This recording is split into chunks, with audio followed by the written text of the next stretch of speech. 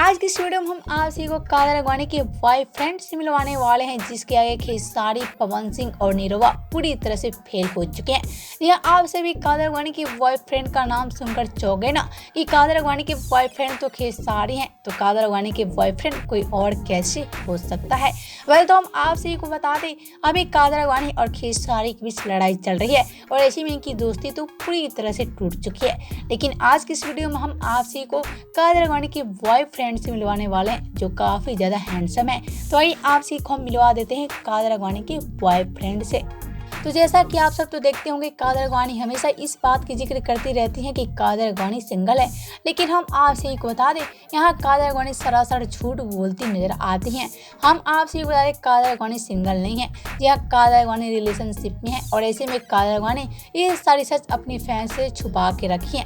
लेकिन आज कादर अडवाणी की सारी सच्चाई से आप सभी को रूबरू कराने वाले हैं। तो हम आप सभी को बता दें, कादर अडवाणी का बॉयफ्रेंड कोई और नहीं बल्कि इनकी बॉयफ्रेंड है चिंटू पांडे।